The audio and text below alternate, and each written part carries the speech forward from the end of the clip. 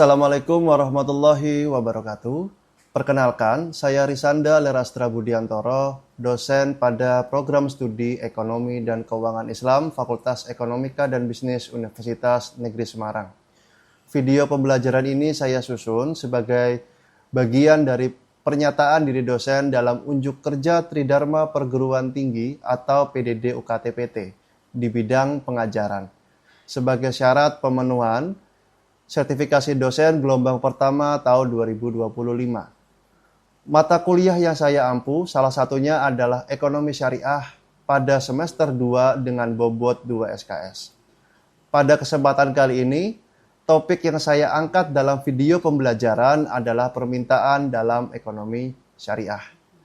Harapannya adalah dengan mata kuliah ini membekali mahasiswa agar mampu membedakan bagaimana bentuk dari permintaan dalam perspektif ekonomi syariah dengan ekonomi konvensional. Kemudian yang kedua adalah menganalisis bagaimana faktor-faktor yang mampu mempengaruhi permintaan berdasarkan prinsip dan etika Islam. Pembelajaran ini juga mengarahkan agar mahasiswa memiliki kemampuan kritis dalam memahami perilaku konsumsi pada kegiatan sehari-hari yang sesuai dengan nilai-nilai syariah. Sehingga yang harus diperhatikan adalah 1. Aspek kehalalan, 2. Kebermanfaatan, 3. adalah kesederhanaan, 4. adalah bentuk tanggung jawab sosial melalui instrumen ekonomi syariah yang ada, seperti zakat, infak, sedekah, dan wakaf. Materi ini adalah bagian integral dari proses pembelajaran yang telah dirancang dalam RPS, Rencana Pembelajaran Semester, pada pertemuan ke-6 dalam mata kuliah Ekonomi Syariah. Mata kuliah ini terdiri dari 14 pertemuan tatap muka dan 2 pertemuan untuk ujian, yaitu ujian tengah semester dan ujian akhir semester. Bentuk pembelajaran, metode pembelajaran, penugasan mahasiswa terdiri dari 3. Yang pertama adalah KPB, kegiatan pembelajaran berdasarkan konsep. Artinya, mahasiswa mempelajari konsep dasar permintaan dalam ekonomi syariah melalui paparan dosen dan diskusi berbasis studi kasus.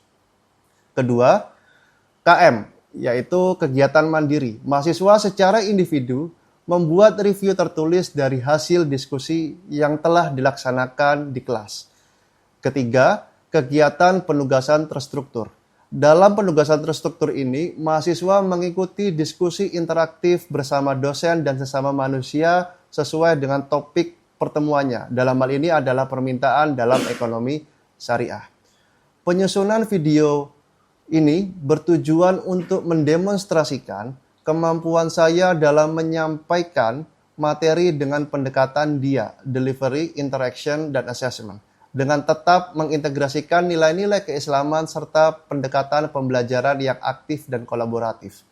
Proses pelaksanaan pembelajaran saya juga memanfaatkan platform pembelajaran daring yang dimiliki oleh Universitas Negeri Semarang, yaitu ELENA, sebagai sarana pendukung dan penguatan pemahaman mahasiswa melalui diskusi, tugas mandiri, serta aktivitas reflektif berbasis teknologi yang dimiliki oleh Universitas Negeri Semarang. Baik, terima kasih. Demikian tadi merupakan serangkaian penjelasan terkait dengan perkuliahan yang saya lakukan dalam mata kuliah Ekonomi Syariah dengan topik permintaan dalam ekonomi syariah. Selanjutnya, mari kita simak pembelajaran yang saya lakukan di kelas untuk mata kuliah tersebut. Assalamualaikum warahmatullahi wabarakatuh. Waalaikumsalam warahmatullahi wabarakatuh. Sebelum kita mulai aktivitas perkuliahan kita pada hari ini, kita buka dulu dengan doa. Berdoa dipersilakan.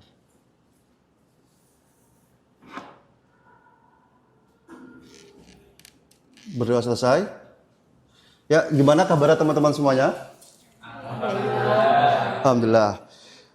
Kita lanjutkan lagi materi pertemuan kita dalam mata kuliah Ekonomi Syariah. Kita sekarang sudah masuk ke dalam pertemuan ke-6. Dan topik yang akan kita bahas pada hari ini adalah terkait dengan permintaan dalam ekonomi Islam. Sebelum saya masuk ke dalam materi ini, saya ingin sedikit mereview materi sebelumnya, minggu lalu. Kira-kira dari teman-teman ada yang masih ingat materi minggu lalu terkait dengan apa? Kalau dilihat dari catatan saya, materi minggu lalu terkait dengan sistem dan distribusi kekayaan, Pak. Ya, benar. Materi minggu lalu itu terkait dengan sistem dan distribusi kekayaan. Nah, korelasinya apa dengan materi sekarang? Jadi kalau menurut pandangan ekonomi Islam bahwa kekayaan itu dia tidak boleh menumpuk pada suatu golongan atau suatu kelompok saja, sehingga harus terdistribusi dengan merata. Sehingga apa? Setiap orang itu memiliki kemampuan untuk membeli barang. Nah, proses membeli barang inilah adalah bagian dari permintaan. Sehingga pada pertemuan kali ini, tujuan pembelajaran kita adalah yang pertama, teman-teman itu mampu menjelaskan secara konsep permintaan itu seperti apa dari perspektif ekonomi Islam. Kemudian yang kedua, dapat membedakan antara permintaan dalam ekonomi konvensional dengan permintaan secara perspektif ekonomi Islam. Yang ketiga adalah mampu menganalisis kira-kira apa sih yang menjadi penyebab seseorang sebagai seorang konsumen itu membeli barang dan jasa, melakukan aktivitas demand. Terus yang keempat itu adalah terkait dengan ada etika-etika atau prinsip-prinsip dalam ekonomi Islam yang harus dipenuhi dalam perilaku permintaan. Dan terakhir adalah bagaimana praktik nyata terkait dengan permintaan itu sendiri. Nah, saya di sini menggunakan beberapa literatur, bisa dari buku, bisa dari jurnal. Tujuannya adalah kita bisa mendapatkan gambaran utuh secara komprehensif terkait dengan permintaan ekonomi dalam perspektif ekonomi Islam itu seperti apa. Nah, kita masuk ke dalam konsepnya. Ketika kita membahas konsep, yang perlu teman-teman pahami di sini adalah definisi. Definisi menurut ekonomi literatur ekonomi secara konvensional, permintaan itu adalah hubungan antara jumlah permintaan, artinya di sini adalah jumlah barang yang diminta oleh seorang konsumen dengan tingkatan harganya. Artinya apa? Di sini ada beberapa poin penting. Yang pertama adalah jumlahnya. Berapa banyak barang yang diminta, berapa banyak barang yang kemudian dibeli oleh seorang konsumen. Yang kedua adalah harga. Ketika contoh nyata, ketika kalian pergi ke warung disuruh ibu misalnya membeli minyak goreng, ya kan? Kalian pasti bilang pertama kali, "Bu, saya mau beli minyak goreng 1." Itu adalah mengindikasikan jumlahnya adalah kalian beli 1 botol misalnya 2 liter. Kemudian pasti kalian tanya lagi berapa, ya kan? Berapa inilah yang mengindikasikan tingkatan harganya. Nah, ketika sudah tahu harganya berapa, kalian bisa mengukur terkait dengan kemampuan daya beli kalian. Apakah kemudian kalian mampu membeli botolnya itu berapa banyak tadi minyaknya? 1 botol, 2 botol, atau 3 botol, dan seterusnya. Nah, proses kemampuan daya beli ini akan tergantung dengan tingkat pendapatan kalian. Jadi kalau misalnya harganya 30.000, kalian punya uang 50.000, kalian bisa beli berapa banyak? Beli 1, ya kan? Kalau beli 2 bisa, tapi ngutang, ya kan? Padahal nggak boleh, gitu kan? Kasihan penjaga warungnya. Itu secara ekonomi konvensional. Kalau misalnya kita lihat dalam perspektif ekonomi Islam, permintaan Islam itu seperti apa? Sebetulnya tidak jauh berbeda. Cuma ada tambahan prinsip-prinsip atau pedoman yang harus kalian pahami. Yang pertama adalah barangnya ini halal dan thayyib. Halal misalnya kalian tahulah, kalian mengkonsumsi babi itu haram, kemudian tidak boleh, gitu kan. Tapi harus juga thayyib. Kalian misalnya katakanlah beli iPhone, tapi di black market. Beli iPhone-nya halal, tapi proses untuk mendapatkannya di black market itu menjadi haram. Menjadi tidak thayyib, tidak baik. Gitu. Terus kemudian yang kedua adalah mengkonsumsi barang yang banyak mudaratnya. Artinya banyak kerugiannya dalam hal ini. Kalian bisa menimbanglah, oh kalau misalnya aku mengkonsumsi suatu barang, banyak manfaatnya atau banyak ruginya. Contoh mengkonsumsi katakanlah khamr, banyak manfaatnya atau banyak kerugiannya. Kalian bisa menimbang. Dan harusnya yang ketika kalian konsumsi itu lebih banyak maslahatnya, lebih banyak manfaat yang diperoleh. Yang ketiga adalah tidak untuk tujuan bermegah-megahan, bermewah-mewahan. Boros, mubazir dalam hal ini. Ya kalau emang kalian butuhnya hanya 1 barang, ya udah kalian belinya adalah 1 barang. Jangan kemudian kalian beli satu barang, terus kalian beli 10 barang, kalian timbun misalnya di rumah. Yang 9-nya menjadi tidak berguna. Dan yang terakhir adalah ada penekanan basic need yang harus dipenuhi. Sehingga apa? Dalam instrumen ekonomi Islam itu ada namanya jiswaf, zakat, infak, sedekah, dan wakaf. Tujuannya apa? Itu untuk meningkatkan daya beli. Sesuai dengan pertemuan sebelumnya, agar tidak distribusi kekayaan itu hanya pada suatu golongan. Sehingga semua orang itu memiliki kemampuan daya beli yang sama. Minimal kemampuan untuk membeli basic need. Kebutuhan primer. Ada kebutuhan primer, sekunder, sama tersier. Minimal yang primer ini yang terpenuhi. Gitu. Nah, ini adalah fungsi permintaan. Fungsi permintaan jadi bukan hanya sekedar tingkatan harga, tapi banyak faktor yang menjadi penyebab kenapa kemudian seseorang itu meminta barang. Di sini ada PX, ada PY, ada I, ada PXT plus 1, ada T, dan ada A. Apa itu? Jadi kalau PX itu adalah harga barang itu sendiri. Kalau PX, PY ini adalah harga barang lain. Harga barang lain itu sifatnya bisa dua. Bisa substitusi sama komplementer. Substitusi dia saling menggantikan, komplementer dia saling melengkapi. Kemudian ada tingkat pendapatan, income, I. Jadi kemampuan daya beli itu akan diukur dengan tingkat income ini. Daya beli seorang konsumen. Kemudian ada XT plus 1, ekspektasi harga di masa yang akan datang. Kenapa kemudian ketika iklan properti, pasti kalian pernah dengar ya, Senin harga naik. Nah, ini memunculkan ekspektasi harga di masa yang akan datang. Kalau misalnya Senin harga naik, pasti kalian belinya adalah hari ini, sebelum harganya naik. Terus yang terakhir adalah selera atau cita rasa. Ya, cita rasa orang, preferensi orang akan berbeda-beda. Nggak mungkin bisa disamakan. Kalian datang ke Chinese food misalnya, Pak saya mau beli. Ada yang beli kue tiao, ada yang beli nasi goreng, ada yang beli capcay. Nggak bisa dipaksakan. Tergantung selera masing-masing. Yang terakhir adalah ketakwaan dan keimanan dari seseorang. Menurut kalian, di sini kira-kira yang bagian dari perspektif ekonomi Islam yang mana nih? Pak, Ya. karena dalam Islam pemerintah harus dibatasi oleh keimanan dan ketakwaan. Hanya memilih barang yang halal, tidak mubazir, dan tidak membawa muslihat, dan sekedar mengikuti hawa nafsu. Ya. Mungkin seperti itu, Pak. Benar, apa yang diucapkan teman kalian bahwa seorang muslim itu kemudian harus memperhatikan kaidah-kaidah syariah. Jadi dengan kalian memahami nilai-nilai dan prinsip dari ekonomi Islam, kalian tahu nih bisa membedakan mana yang harus kalian beli, mana yang tidak harus kalian beli. Berapa banyak jumlahnya. Nilai-nilai apa yang kemudian kalian implementasikan ketika kemudian kalian melakukan aktivitas demand tersebut. Nah, ini adalah hukum dan kurva permintaan.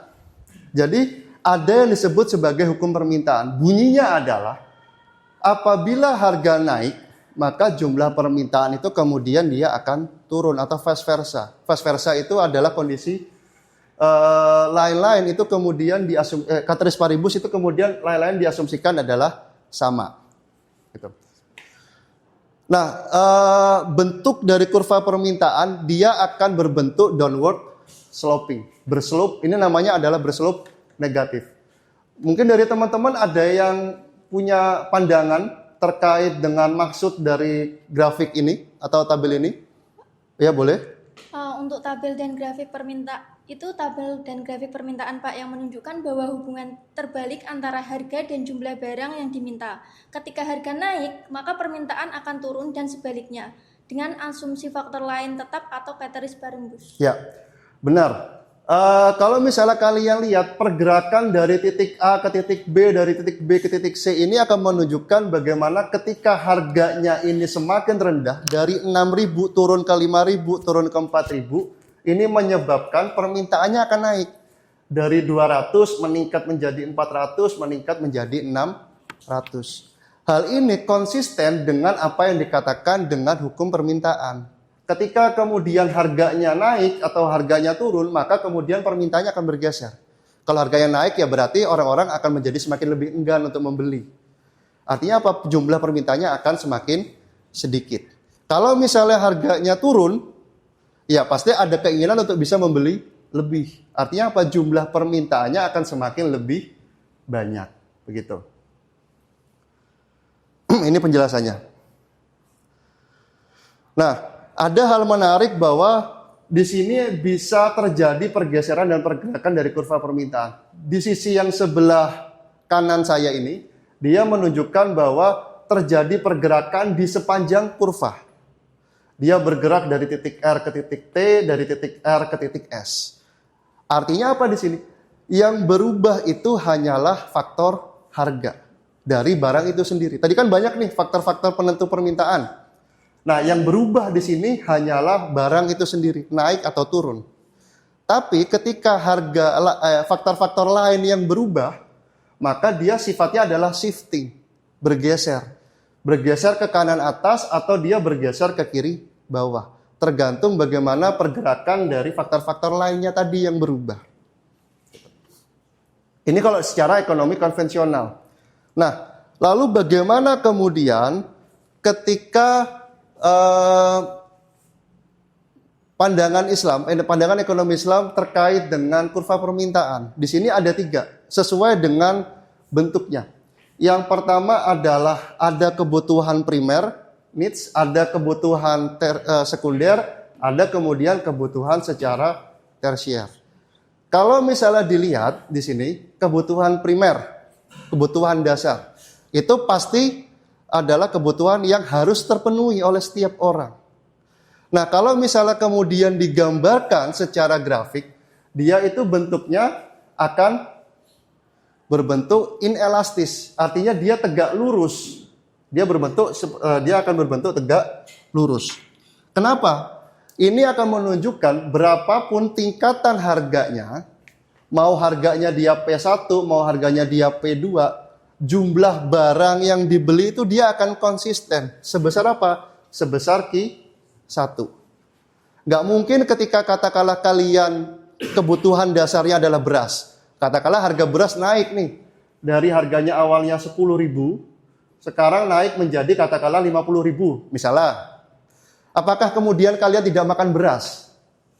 Enggak. Pasti kalian akan tetap membeli. Sehingga apa? Jumlah demand-nya dia akan konsisten. Itulah yang disebut dengan kebutuhan dasar. Sehingga kenapa dalam Islam kebutuhan dasar itu harus terpenuhi. Itu oleh siapapun. Kemudian yang kedua adalah secara sekunder. Nah, kalau misalnya kemudian dilihat secara sekunder, dia bentuknya tidak tegak lurus. Dia berbentuknya elastis, agak tegak tapi tidak vertikal. Ini akan mengindikasikan bahwa ketika harganya dia berubah, katakanlah dari P1 menjadi P2, naik harganya, akan terjadi perubahan akan terjadi perubahan jumlah permintaan dari Q1 menjadi Q2. Artinya apa? Di sini proses perubahan harga akan mempengaruhi persentase perubahan dari jumlah barang yang diminta. Nah, kalau yang ketiga, hedonistik, untuk bermewah-mewahan. Tadi, sesuai dengan nilai dari ekonomi Islam yang pertama, bahwa hedonistik atau bermewah-mewahan, bermegah-megahan, boros, dan lain sebagainya, ini adalah yang dilarang oleh Islam.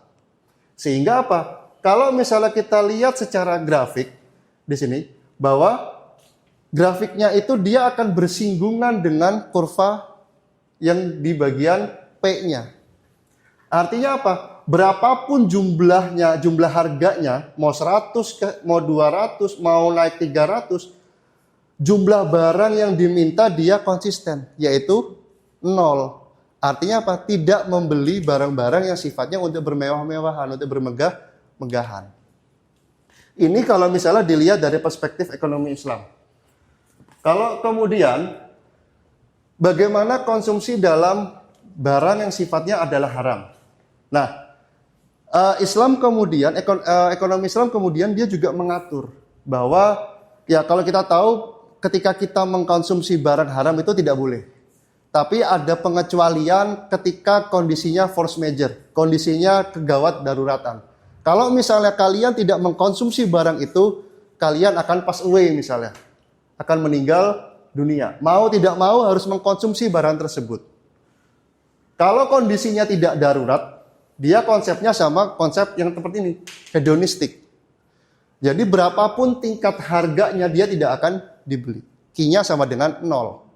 Tapi ketika kondisinya gawat darurat, bentuknya itu bukan berbentuk kurva, tapi berbentuk poin atau titik tertentu.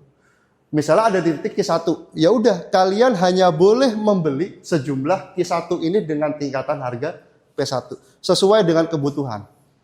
Jadi kalau misalnya kalian harus mengkonsumsi katakanlah obat tertentu yang ternyata itu mengandung bahan yang tidak halal, ya kalian harus membelinya itu dengan jumlah pasti. Itu.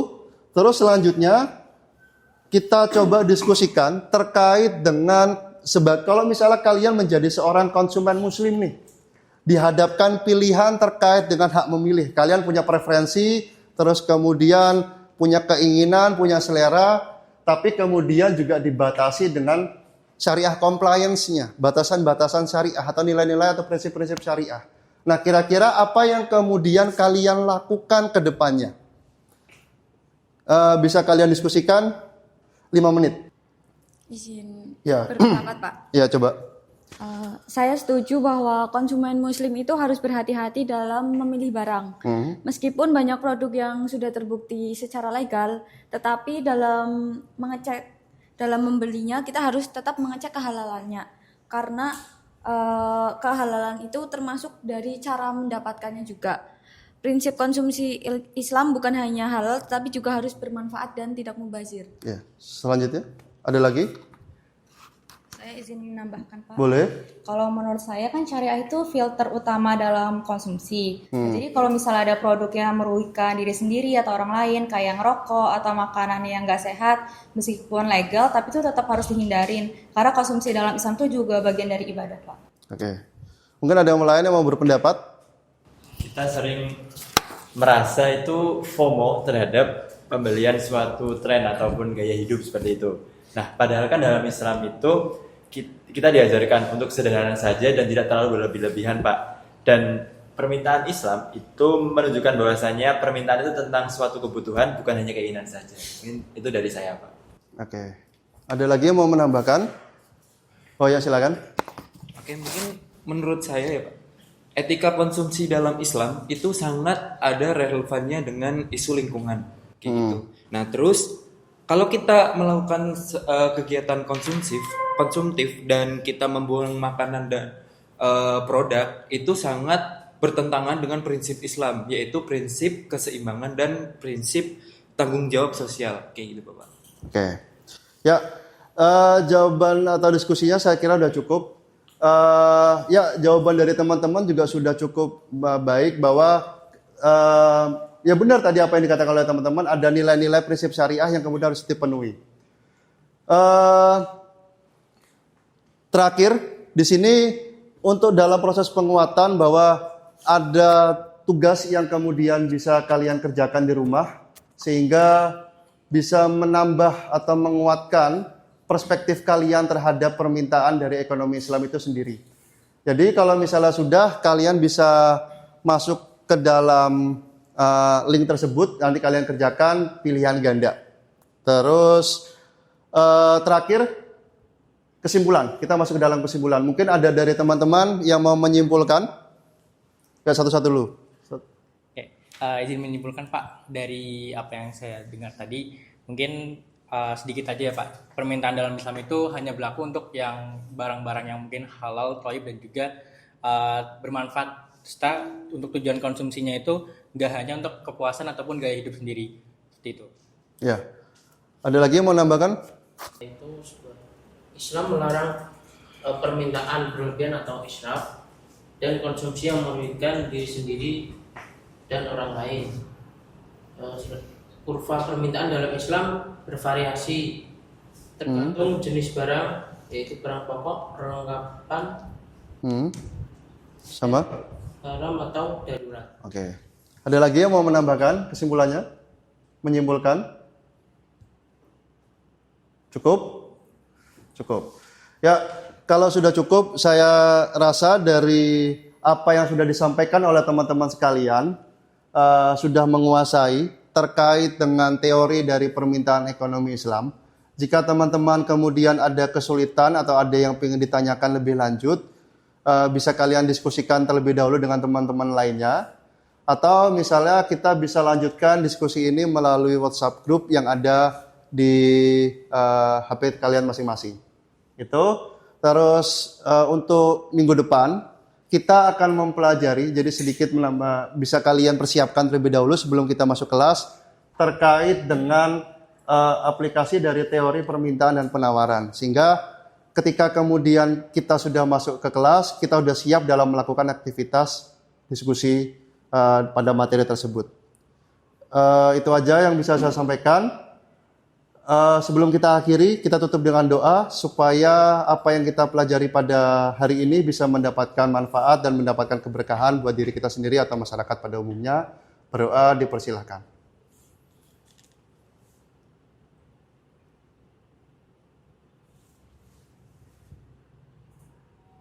Berdoa selesai. Kurang lebihnya saya mohon maaf.